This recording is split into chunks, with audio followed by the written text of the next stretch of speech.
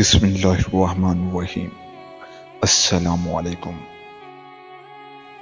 एक था बादशाह, बहुत नेक और इंसाफ पसंद। सारी रियाया उससे बहुत खुश थी और उसे बेहद चाहती थी। बादशाह भी रियाया का बड़ा ख्याल रखता था। उसकी हुकूमत में कोई दुखी न था। एक मर्तबा बादशाह बहुत बीमार हुआ, इतना बीमार कि जीने की कोई आस न रही। शाही हकीमों ने उसके इलाज के सिलसिले में हजारों कोशिशें की, लेकिन उनकी तमाम तदबीरें उल्टी हो गई। दवा ने कुछ काम न किया। आखिर में नाउमीद होकर सबने दुआ का सहारा लिया। तमाम मस्जिदों और मंदिरों में बादशाह की सेहत याबी के लिए दुआएं मांगी गई। कैदियों को रहा कर दिया गया। अनगिनत गुलामों को आज़ादी मिली। गरीब, मोहताज, यतीम और बेवाओं को खाने और कपड़े तकसीम किए गए। धीरे धीरे बादशाह की तबीयत सुधरने लगी। कुछ दिनों के बाद वो अच्छा हो गया। सारे शहर में चरागा किया गया, खूब खुशियां मनाई गई। बादशाह को बीमारी से शिफा तो मिल गई, लेकिन अब राजपाट के कामों से उसका जी उचाट हो गया। वो सोचने लगा, इस जिंदगी का कोई भरोसा नहीं, इसलिए अब अपनी उम्र के बाकी दिन खुदा की इबादत और उसकी याद में गुजारूं।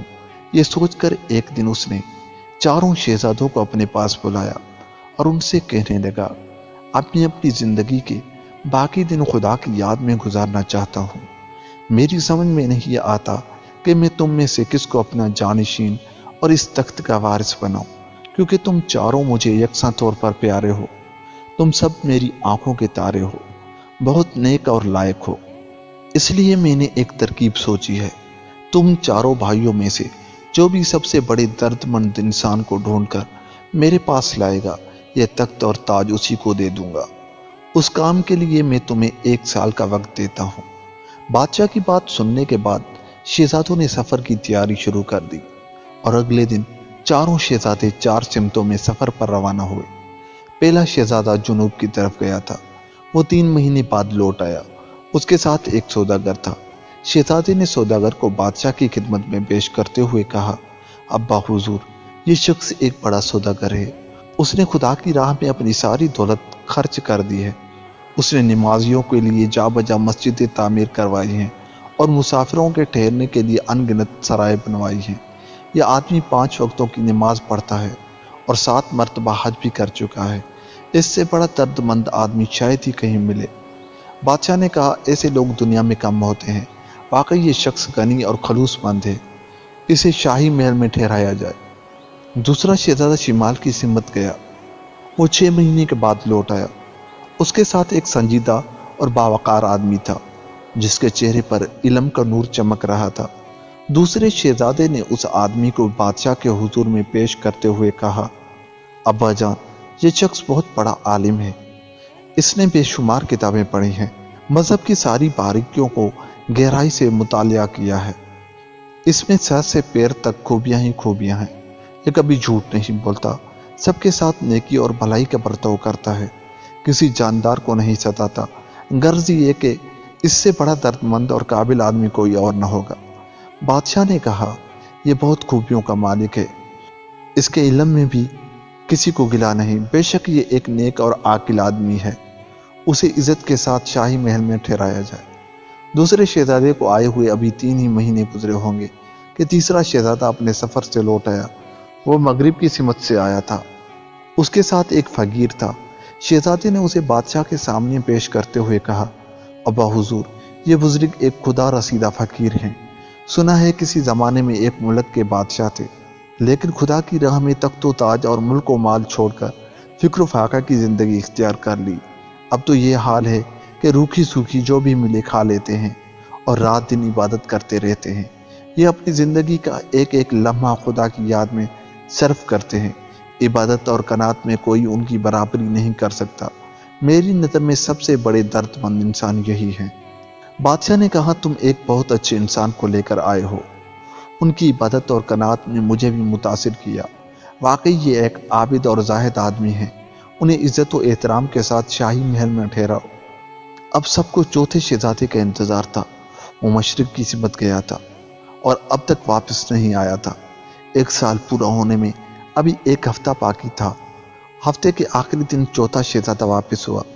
اس کے ساتھ ایک دبلا پتلا بھیکاری نما آدمی تھا جس کے کپڑے پرانے اور میلے تھے، ان میں جگہ جگہ پیوند لگے ہوئے تھے۔ اس کے سر پر ٹوپی تھی، نہ پیر میں جوتی۔ وہ ڈری ڈری آنکھوں سے ادھر ادھر دیکھ رہا تھا۔ تینوں شہزادے اسے دیکھ کر ہنسنے لگے۔ چوتھے شہزادے نے جب اس آدمی کو بادشاہ کے حضور میں پیش کرنا چاہا تو وزیر اعظم اسے حقارت سے دیکھ کر بولے، شہزادے تم یہ کس بھیک منگے کو پکڑ لائے ہو؟ ذرا دربار کا اور اپنا تو خیال کیا ہوتا۔ یہ شخص دربار میں لانے کے قابل نہیں ہے، اسے باہر نکال دو۔ شہزادے نے ان کی سنی انسنی کرتے ہوئے بادشاہ سے کہنا شروع کیا، ابا حضور، میں آپ کے حکم کے مطابق سب سے بڑے درد مند انسان کی تلاش میں 1 سال تک در بدر بھٹکتا پھرا ہوں۔ اس دنیا میں درد مند انسانوں کا ملنا ہی مشکل ہے، تو پھر سب سے بڑے درد مند انسان کی تلاش تو اور بھی مشکل ہے۔ بہرحال 1 سال کی مسلسل تلاش کے بعد مجھے جو آدمی ملا ہے اسے لے کر میں آپ کی خدمت میں حاضر ہوا ہوں۔ ملک تاثرمان میں شہر کے لوگوں نے ایک کوڑھی کو اس ڈر سے کہیں اس کی بیماری اوروں کو نہ لگ جائے شہر کے باہر لے جا کر ڈال دیا تھا، جہاں پڑے پڑے بھوک اور پیاس کے مارے وہ 1-2 دن میں مر جاتا۔ اتفاق سے اس آدمی کا جسے آپ دیکھ رہے ہیں ادھر سے گزر ہوا۔ اس نے کوڑھی کو اس حال میں پا کر اسے اٹھایا، دلاسا دیا، اس کے زخموں کو صاف کر کے ان پر پٹیاں باندھی اور پھر شہر جا کر کوڑھی کے لیے کھانا لایا اور اپنے ہاتھوں سے اسے کھلایا۔ کئی دن تک اس کا یہی معمول رہا۔ اس کے پاس جو کچھ روپے پیسے تھے وہ سب ختم ہو گئے۔ مجبوراً آپ بیچارہ محنت مزدوری کرنے لگا اور اس طرح سے جو پاتا اس سے کوڑھی کے لیے کھانا اور دوائیں خرید لاتا۔ وہ روزانہ کوڑھی کو کھانا کھلاتا، اس کے زخم صاف کرتا اور ان پر مرہم لگاتا۔ زندگی اور موت تو خدا کے ہاتھ میں ہے، لیکن اس کے بے لوث خدمت، ہمدردی اور کوششوں سے اس کوڑھی نے ایک نئی زندگی پائی۔ یہ شخص خود بے حد غریب اور نادار ہے اور درد مند لفظ کی معنی بھی نہیں جانتا، لیکن اس کے دل میں درد مندی کا جذبہ موجود ہے، اس لیے میں اسے اپنے ساتھ لے کر آیا ہوں۔ بادشاہ یہ سن کر بہت خوش ہوا اور بولا، شاباش میرے بچے، تم سب سے بڑے درد مند انسان کو ڈھونڈ کر لائے ہو۔ یہ تخت و تاج آج سے تمہارا ہے۔ دوستو، اگر یہ ویڈیو اچھی لگی تو ہمارے چینل کو سبسکرائب کر لیں۔ ملتے ہیں کسی اور کہانی کے ساتھ، تب تک کے لیے خدا حافظ۔